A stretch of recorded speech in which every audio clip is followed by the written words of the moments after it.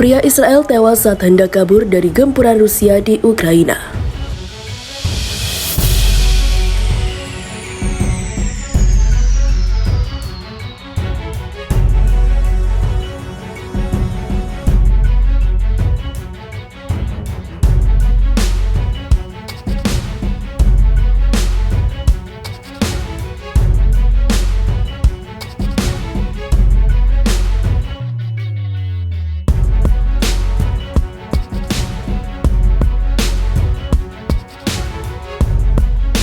Seorang pria Israel tewas terbunuh di Ukraina saat mencoba melarikan diri dari agresi militer Rusia. Kementerian Luar Negeri Israel mengatakan warganya itu tewas saat mobil konvoi siang saat ini atau yang ia tumpangi dan tengah mengarah menuju Moldova menjadi sasaran tembakan. Warga tersebut berada di dalam konvoi menuju perbatasan Moldova dan tewas di Ukraina oleh tembakan yang mengenai kendaraannya, bunyi pernyataan Kemlu Israel pada Senin. Kemlu Israel tak menyebutkan asal tembakan tersebut. Pihak berwenang menuturkan telah menghubungi istri dari korban. Sang istri berada di Ukraina bersama anak-anak mereka. Kementerian tidak mengatakan siapa yang menembaki kendaraan itu.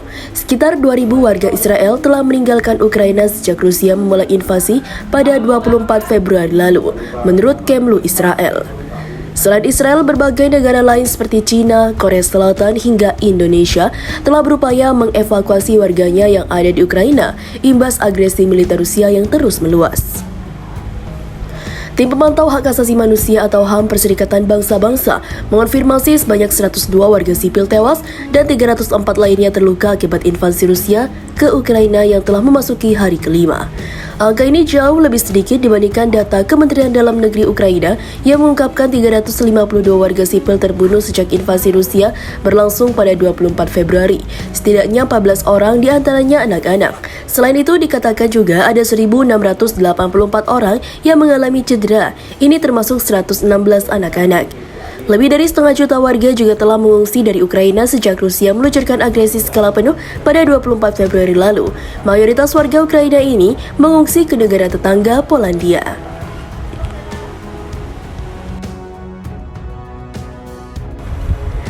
Takut terhadap Rusia, Israel tolak permintaan Ukraina membeli Iron Dome. Israel menghentikan upaya Amerika Serikat untuk mentransfer beberapa sistem pertahanan Iron Dome ke Ukraina. Israel khawatir hal ini akan merusak hubungannya dengan Rusia. Penolakan yang terjadi pada pertengahan Februari lalu dan musim semi tahun lalu itu dilaporkan The Times of Israel pada Senin. Menurut laporan itu, kemampuan Israel atau sistem pertahanan Iron Dome terutama selama Perang Gaza 2021 menarik minat para pejabat Ukraina. Perwakilan negara itu mulai melobi Washington tahun lalu untuk membujuk anggota parlemen Amerika memulai transfer sistem pertahanan roket dan mortir kepada Ukraina. Pemerintah Ukraina secara resmi meminta pemerintah Biden untuk mentransfer rudal Patriot dan Iron Dome ke Ukraina pada musim semi lalu. Pada saat itu ketika tidak ada kekhawatiran tentang kemungkinan invasi Rusia, baik anggota parlemen Demokrat maupun Demokrat atau Republik mendukung penjualan tersebut. Namun karena Iron Dome merupakan proyek bersama Israel Amerika, penjualan ke pihak ketiga tidak dapat dilakukan tanpa persetujuan kedua negara pengembang. Menurut laporan itu, para pejabat Israel menjelaskan kepada pemerintah Amerika dalam pembicaraan informal bahwa mereka tidak akan menyetujui transfer baterai Iron Dome ke Kiev. Hal ini karena Israel khawatir akan merusak hubungannya dengan Rusia, terutama mengingat pengaruh Moskow atas Suriah. Yakin dengan argumen Israel, Amerika membatalkan pengiriman rudal Iron Dome dan Patriot. Ukraina kemudian dalam beberapa bulan terakhir membuat pemerintah langsung kepada pemerintah Israel dan meminta pejabat untuk menyetujui penjualan tersebut, namun permintaan ini kembali ditolak oleh Israel. Perang Rusia-Ukraina membuat pening Israel karena hubungan baik dengan kedua negara. Hubungan Israel dengan Rusia sensitif karena Israel melakukan serangan udara terhadap target-target Iran di Suriah yang bersekutu dengan Rusia di mana pasukan Rusia hadir. Ada juga komunitas Yahudi yang signifikan di Ukraina dan Rusia yang diperhitungkan oleh Israel.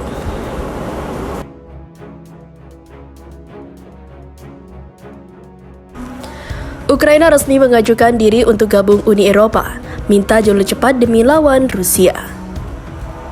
Di tengah ketegangan yang meningkat di Ukraina usai Rusia melancarkan aksi militer, Presiden Ukraina Volodymyr Zelensky mengajukan permohonan agar Ukraina bergabung dengan Uni Eropa. Dia minta agar ada jalur cepat untuk bisa bergabung dengan UE. demi membantu negaranya melawan pasukan Rusia dengan memperkuat hubungannya dengan Barat.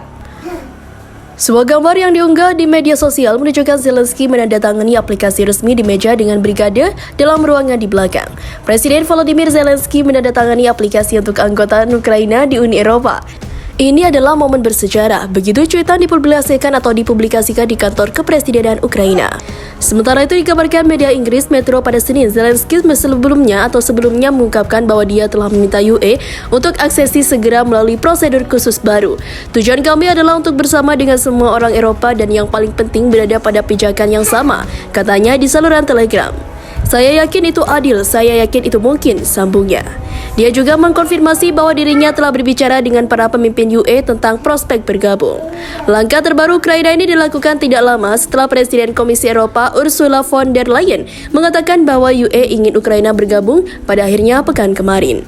Mereka atau Ukraina adalah salah satu dari kami dan kami ingin mereka masuk, katanya. Tetapi meskipun mendukung Ukraina untuk anggota UE, tidak mungkin atau dia tidak memberikan indikasi bahwa itu akan menjadi aksesi cepat yang diminta oleh para politisi. Belum jelas seperti apa prosedur khusus dalam praktiknya dan apakah para pemimpin Eropa akan menyetujui opsi jalur cepat tersebut untuk Ukraina. Keputusan untuk menambah negara baru ke UE terletak ada atau pada negara-negara anggota yang sudah mapan, yang tidak selalu setuju dengan pandangan Komisi.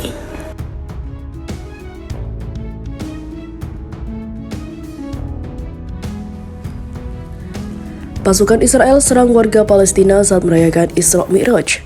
31 orang terluka. Pasukan Israel menyerang gadis Palestina di Yerusalem Timur. Yang terjadi pada hari Senin, pasukan Israel menyerang gadis Palestina selama perayaan Isra Mi'raj. Perayaan tersebut dilakukan oleh kaum muslim untuk memperingati perjalanan Nabi Muhammad. Dikutip dari berita Solo Raya, melalui middlestay.net, hal tersebut diperkuat dengan adanya rekaman video yang dibagikan oleh jurnalis lokal yang bernama Barah Abu Ramos. Video tersebut menunjukkan bahwa pasukan Israel menyerang dan menendang anak di bawah umur yang tidak disebutkan namanya. Insiden tersebut terjadi di alun-alun gerbang Damaskus, tempat pasukan Israel berkumpul untuk membubarkan kerumunan masyarakat Palestina. Video lain diterbitkan oleh kantor berita Palestina yakni Wafa menunjukkan bahwa pasukan Israel mendorong kepala seorang pria Palestina ke trotoar dan menempatkan lutut di leher sebelum penangkapan. Menurut kantor Wafa, 2 orang ditangkap dan sekitar 31 orang terluka. Pasukan Israel membawa beberapa hal seperti air sigung, granat kejut, dan peluru berlapis karet untuk membubarkan warga Palestina.